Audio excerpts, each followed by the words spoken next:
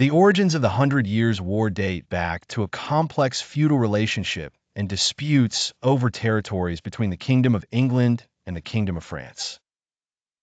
Begun in 1337 and characterized by intermittent battles, alliances, and truces, this war laid the groundwork for a prolonged struggle with significant consequences for both nations. Orleans, a key city located along the Loire River in France, held strategic importance due to its location. The city was one of the last major strongholds resisting the English forces under the command of King Henry V. Its capture meant easier movement towards the heart of France. In October 1428, the English forces commenced their siege on Orleans. Led by the capable commander Thomas Montacute, Earl of Salisbury, the English troops sought to tighten their grip on French territories and bring Charles VII's resistance to an end.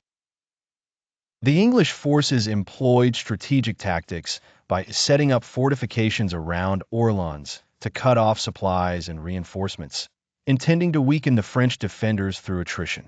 The conceptual framework of medieval warfare revolved around starving the opposition into submission.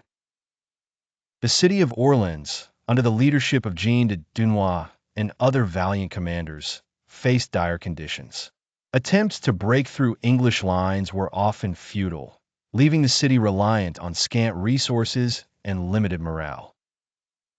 Amidst the siege, Charles VII, the Dauphin of France, found his support splintered, with many of his commanders uncertain about the prolonged resistance. Yet, the survival of Orleans became deeply linked to the legitimacy of his rule. In early 1429, a pivotal figure emerged, Joan of Arc, a young peasant girl who claimed divine inspiration to lead France to victory. Her arrival marked a transformative shift in morale among the French, not only in Orleans, but throughout the nation. Despite initial skepticism, Joan's faith and determination invigorated the beleaguered French troops. She inspired a renewed sense of hope and courage, revitalizing the French resolve to liberate Orleans. Joan's involvement saw adjustments in the French strategy. She advocated for direct and bold assaults against the English fortifications, contrary to the defensive passivity that had characterized the French approach until then. One of Joan's notable military actions included the capture of Les Tourelles, a crucial English fortification guarding the southern approach to Orleans. The victory at Les Tourelles became a significant turning point, marking the disintegration of the English siege. The morale boost following Les Tourelles resonated beyond the battlefield. It uplifted local support and invigorated the French cause, motivating citizens and soldiers who previously doubted their ability to resist English domination. As the siege dragged on, the English forces encountered internal challenges. Leadership disputes and low morale plagued their ranks, compounded by strategic missteps influenced by underestimating Joan's influence. Joan of Arc became an emblem not just of resistance, but of spiritual warfare. Her visions of saints and guidance were powerful morale tools that challenged conventional military frameworks. With coordinated French attacks, inspired leadership, and growing aggression, the siege was eventually lifted in May 1429. The robust French counterassault proved decisive, forcing the English to retreat and reevaluate their position. Joan of Arc's victory at Orleans set the stage for subsequent liberating campaigns. It paved the way for Charles VII's coronation at Reims, bolstering the French national identity and royal legitimacy.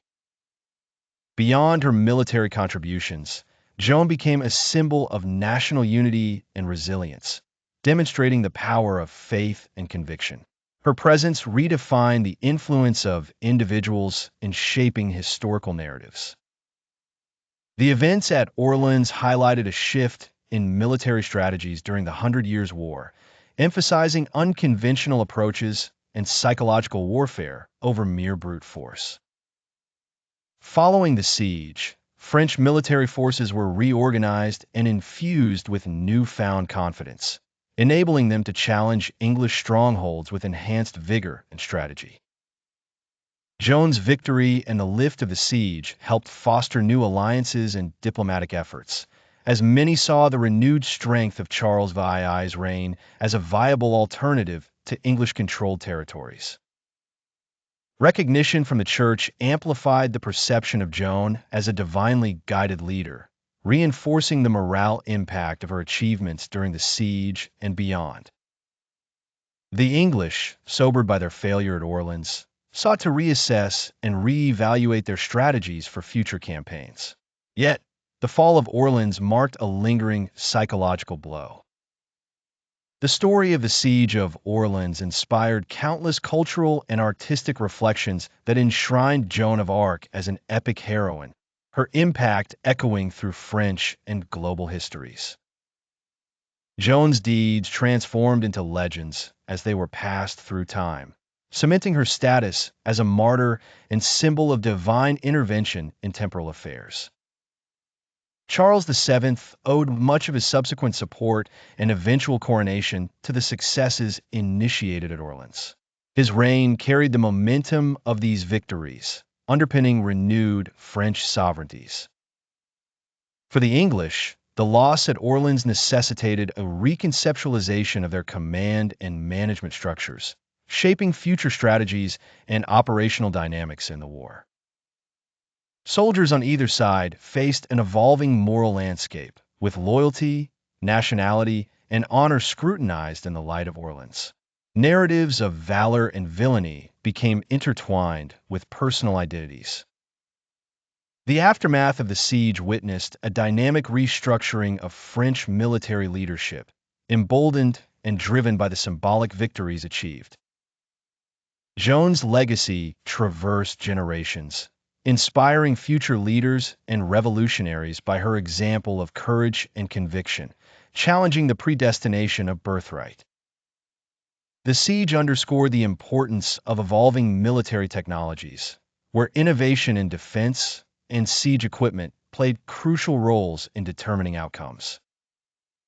Orleans' rescue had profound socioeconomic impacts, influencing commerce, trade routes, and the prosperity of regions under siege or resistance.